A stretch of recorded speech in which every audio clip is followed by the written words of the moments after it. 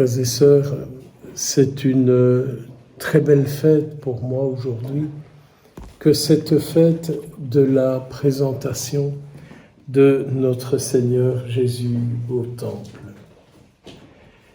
Quand nous célébrons cet événement, je suis toujours surpris de voir qu'il n'y a que 2 personnes qui ont été capables de reconnaître l'enfant Jésus, la Vierge Marie et Saint Joseph. Tous les autres qui étaient dans le temple, ils accomplissaient leurs prières, leurs devoirs, leurs dévotions, tout ce que vous voulez. Mais Siméon et la prophétesse Anne étaient des hommes unis profondément au ciel et qui passaient leur temps à supplier la miséricorde du Seigneur pour le monde, afin que son Fils se répande dans le monde. Alors je comprends que le Saint-Père Jean-Paul II a voulu faire du 2 février la fête de la vie consacrée. La fête de ces hommes et de ces femmes qui passent leur journée à prier, à jeûner, à s'offrir au Seigneur pour qu'il vienne dans le monde mettre l'Esprit Saint, l'Esprit de vérité, l'Esprit de lumière, l'Esprit de sagesse. Siméon avait bien compris qui était Jésus. Siméon était dans la joie terrible, vu qu'il dit aux parents de Jésus, « Il mettra en lumière les pensées d'un grand nombre. » Mais c'est sûr, allez regarder pour vous, pour moi. Quand nous fréquentons Jésus, nous ne pouvons pas nous empêcher que de voir, que de prendre conscience de tout ce qu'il peut y avoir en nous qui n'a rien à voir avec lui. Je ne sais pas pour vous, mais en tout cas, ce qu'il y a en moi qui n'a rien à voir avec Jésus fait souvent beaucoup de mal et détruit beaucoup. Alors en cette fête de la vie consacrée, ne pourrions-nous pas dire au Seigneur, je m'engage à une vie de plus grande intimité avec toi, te fréquenter chaque jour. Et au lieu de te dire tout ce que j'ai envie, te faire part d'un seul désir. Je ne désire qu'une chose, Seigneur, c'est te voir venir de plus en plus dans le monde d'aujourd'hui. Seigneur, pourrais-tu me faire la grâce de faire de ma vie une vie qui soit le signe de ta présence, en pensée, en parole, en action. C'est la vie consacrée, une fréquentation de la parole du Seigneur, une fréquentation du sacrement, des sacrements, afin que notre vie soit toute imprégnée de sa vie. Jésus est le Sauveur.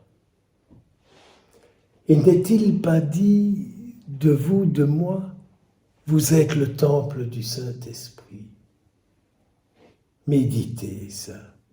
Vous êtes le temple du Saint-Esprit.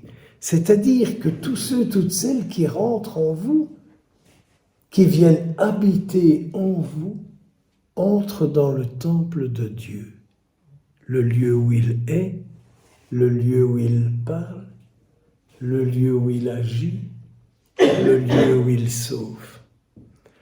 On a le Nunc Dimittis pour la fête du vieillard Siméon. Maintenant, je peux quitter. Tu es là. Je sais que je suis plus près de la boîte que du berceau, mais j'aimerais tellement voir des signes de la présence du Seigneur. Pas des gens qui viennent me faire du blabla sur toutes sortes, ça.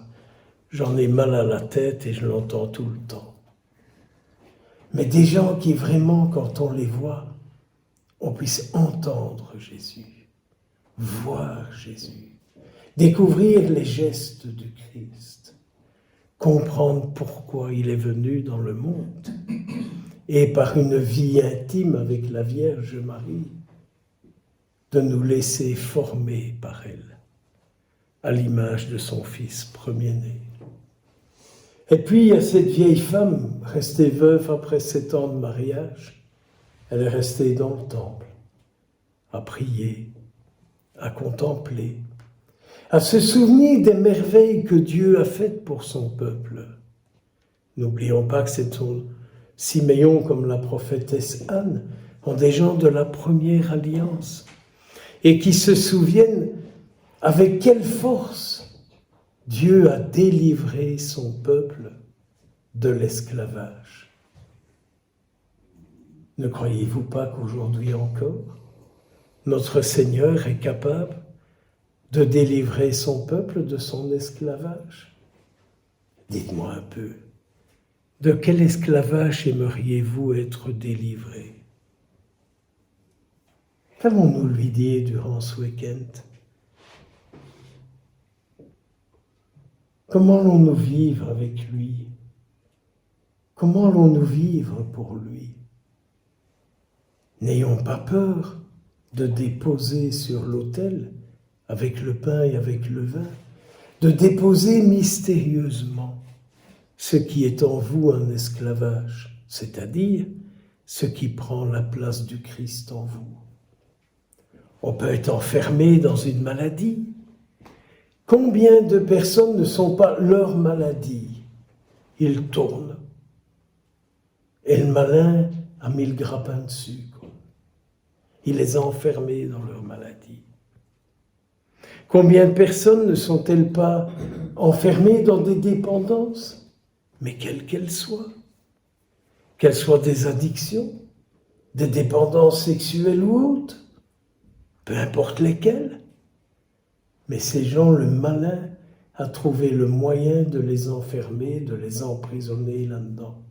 Et tout le temps qu'on est emprisonné par une dépendance, quelle qu'elle soit, on n'est pas emprisonné par l'Esprit Saint, on est emprisonné par un esprit qui détruit. Allez, courage. Que le Seigneur vous fasse la grâce, nous fasse la grâce, d'être tellement intime avec lui que notre vie devient le souffle de son esprit. Beaucoup de bénédictions sur vous tous, au nom du Père, du Fils et du Saint-Esprit. Amen.